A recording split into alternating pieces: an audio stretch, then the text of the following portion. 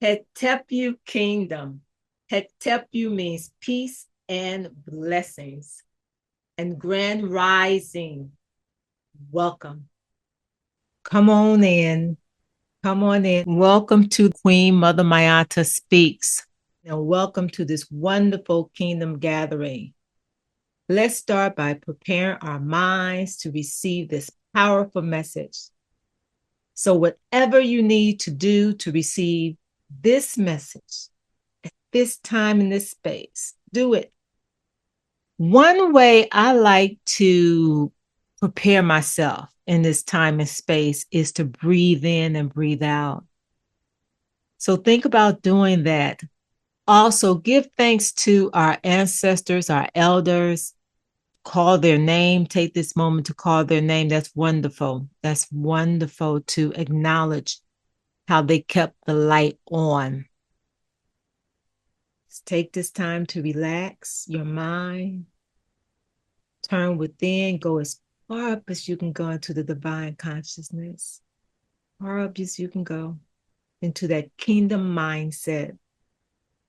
I am glad that you're here. It's a beautiful thing. And thank you so much for being here.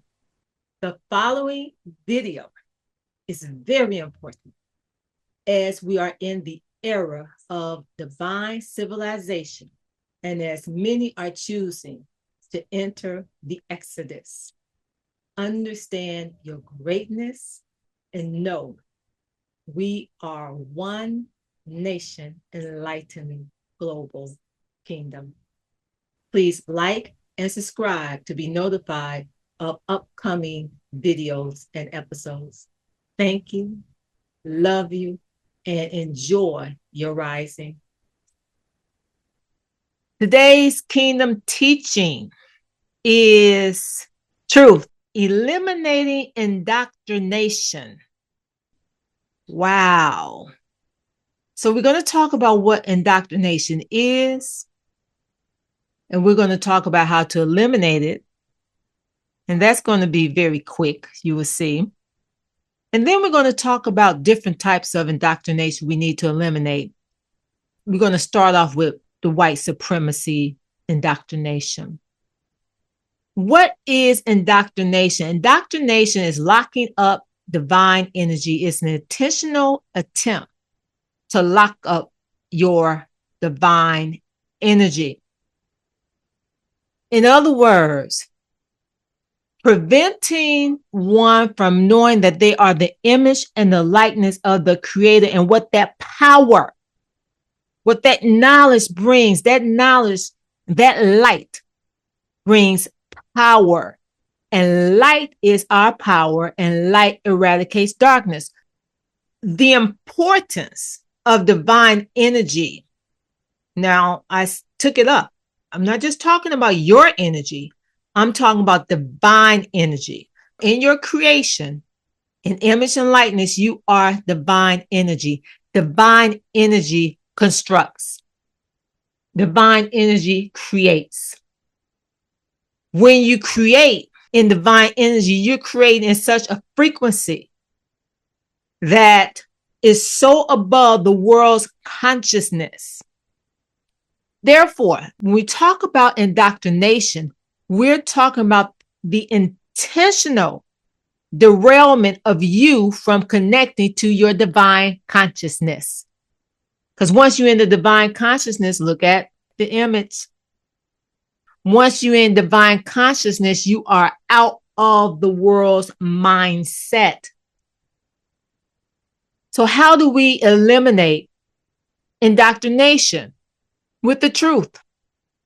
We tell you the truth, or we show you, we point you to the truth about you being made in the image and likeness. That's what divinity is. You are created in the image and likeness of the Creator. Simply put, I was talking to a colleague, and they said the people need more than hope in this current time and space. And I returned the call, said they need the truth. That's what the divine voice stated. They need the truth. Netta, the divine force within universe. They need the truth. That's that messaging that comes across the divine consciousness when you're in that level of frequency. Okay, so the first truth that we're going to focus on today is the elimination of white supremacy. So we're going to give you the truth of that falsity from the root so we can eliminate it. And then you get to choose how you're going to move. So we want to pull that out. We're helping you get into divine consciousness. We're helping you move from the world's mindset, the world's consciousness, into divine consciousness. This is what we call the Exodus. We're moving.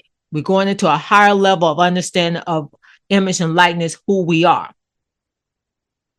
In ancient Kemet, people came from all around the world to study in their temples. Kim stands for Black. Kemet means the land of Black people. Black people in their divine energy, that divine messaging, created the 7 divine universal laws.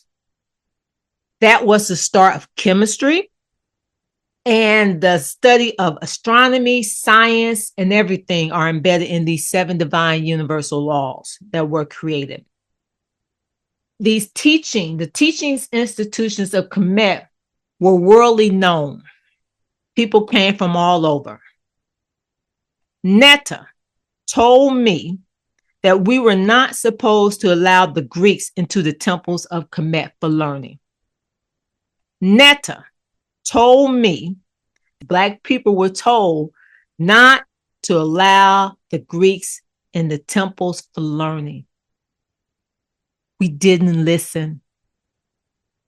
We ignored that direct commandment. One thing I like to say, I can only state what I'm told to say. And that's very important. I've been given directives and I act accordingly. My steps are ordered. So if you were to ask me, were we told to not allow others into the temples for learning?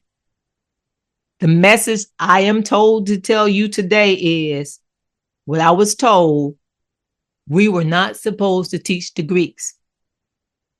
The Greeks went into the temples of Kemet in the 7th century BCE. 7th century BCE goes from 700 BCE to 601 BCE. That was a time period they actually went into the temples to study. If you heard me mention 3,000 years of darkness must end, the recreated 7 divine universal laws that Netta took me on to create over a 10-year period.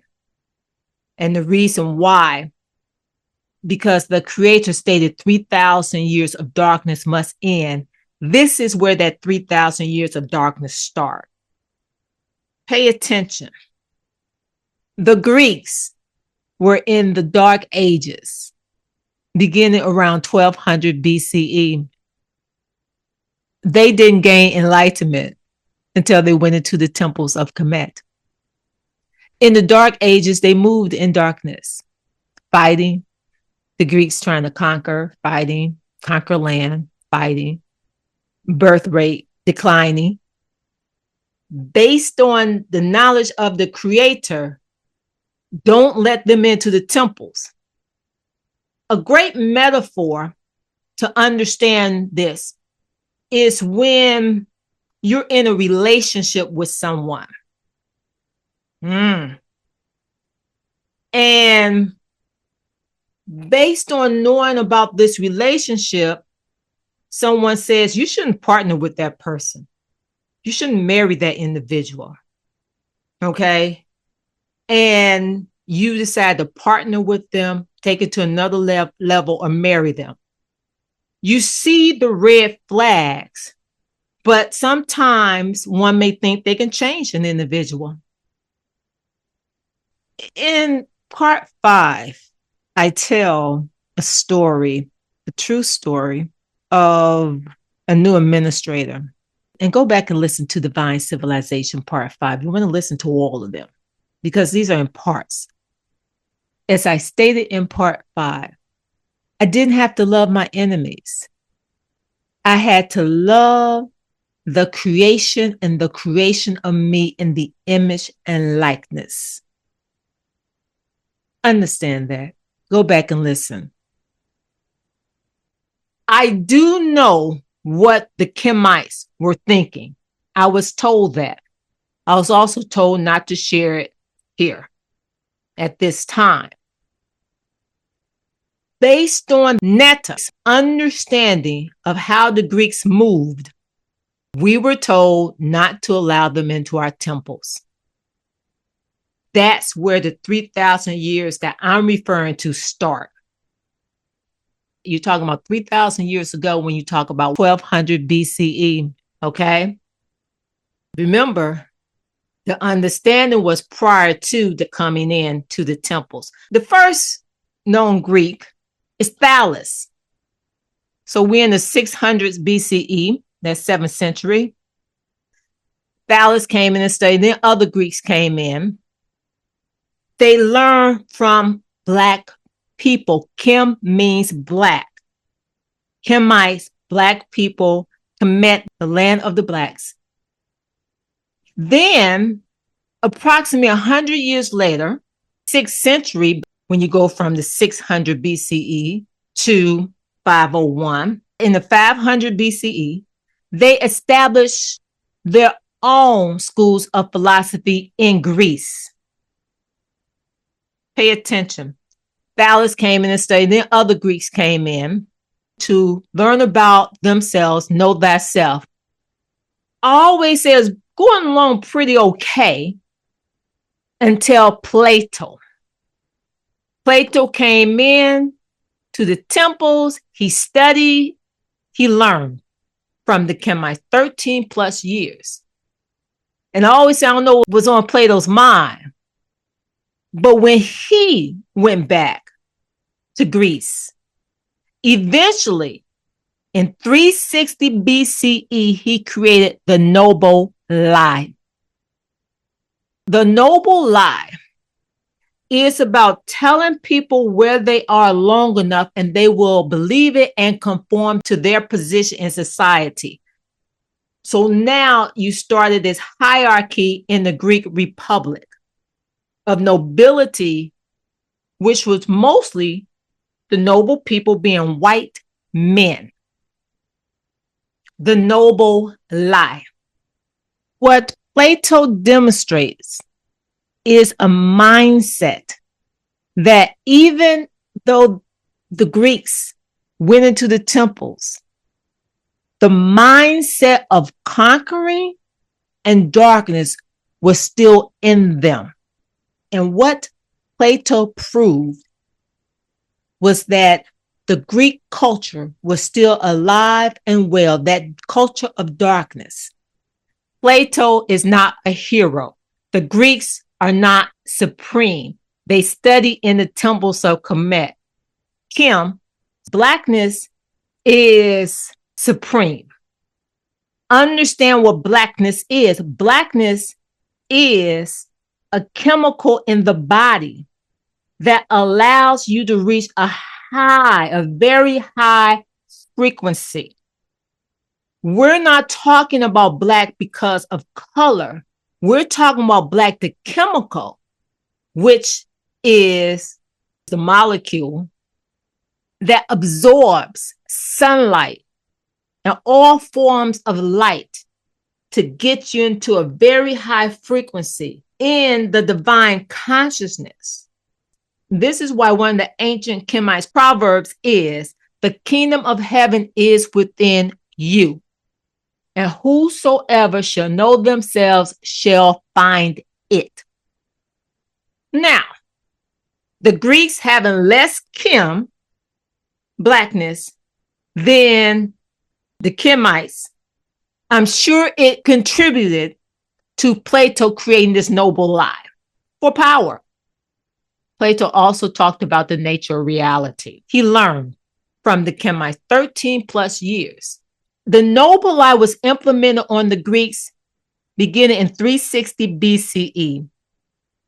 Less than 30 years later, in 332 BCE, the Greeks conquered Kemet and implemented the noble lie, changing the name of Kemet to Egypt, and the world capitulated with this.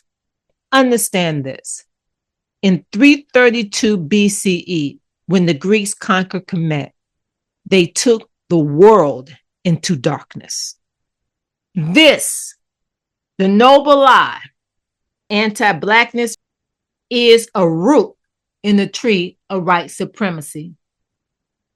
Phallus comes in to learn about themselves, know thyself, and he's credited with know thyself. Everything that was taught, astronomy, divinity, divine energy, science, the science of you, the math, philosophy. I talk to students and I say this: how can the Greeks take credit for something they couldn't even build? Think about it. You don't find the great mirror and those great Meru, the step mirror, in Greece. You find the Haru and Maket in Kemet. You find the Meru in Kemet. You find the language of the Medu Necha in Kemet. You find the Tekken in Kemet. If you are going to create, wouldn't that creation be in your land before it's in somebody else's land? Therefore, in 332 BCE, white supremacy became worldwide. The noble lie. Understand this. The Greeks took the world into darkness. Now, there's a decision to be made. Fast forward till today. Understand the influence of the noble lie in the erasure of Black people's accomplishments, their contribution to greatness.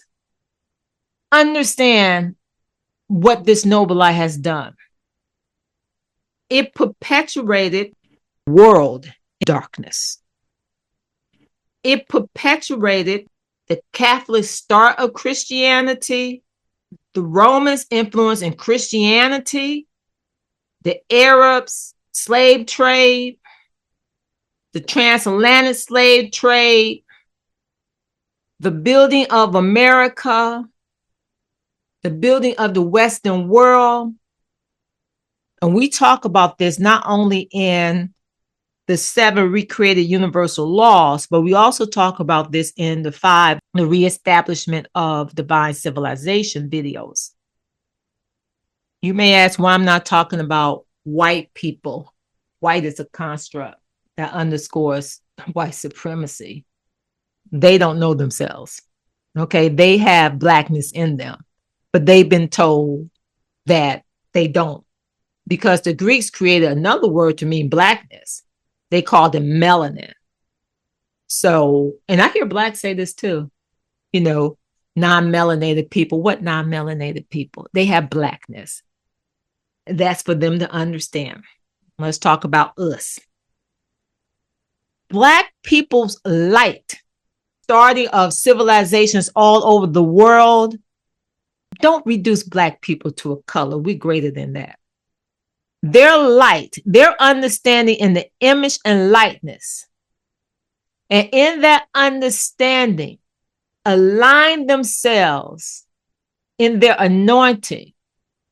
Because KRST, Christ, that term came out of Kemet, to understand you can reach your anointing when you align yourself. You align yourself when you understand who you are, when you know thyself. And when you know thyself, you operate in the image of likeness because you're aligning yourself in the Creator's energy. that divine energy. When you construct institutions, theologies, lies to purposefully block one's rise into the divine consciousness, that is indoctrination. Understand it. So, fast forward to what I said in part 1 of divine civilization. Black people brought to the table, not only during the Arab slave trade, but during the transatlantic slave trade, they brought their divine energy, that connection to create. When Black people operate in the knowing of who they are, the image and likeness, when they raise their frequency, we create magnificence, immaculate things. Why? Because we have immaculate concepts, thoughts. The noble lie created darkness, contributed to the 3,000 years of darkness. Understanding of how they move. The Greeks moved in darkness. That's how they moved, in darkness. It's no different than when you meet someone, you see them moving in darkness, and there's this period, and you think you can change them, or they're going to change when you get married or when you partner with them. It's the same principle. Here's a decision Black people have to make. And it's one that I speak constantly of to certain people, certain groups. Understand this number. There are 4.5 to 5 million Black people in Greek fraternities and sororities. There's an in-track initiation and training into white supremacy. Whoa.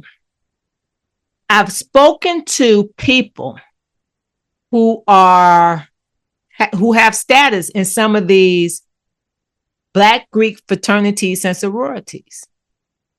And I say, now that you know better, now that you know that the Greeks didn't start all of this, that there weren't the great philosophers, there weren't the astronomers, that they got all this from the Black people and they passed it along the noble lie.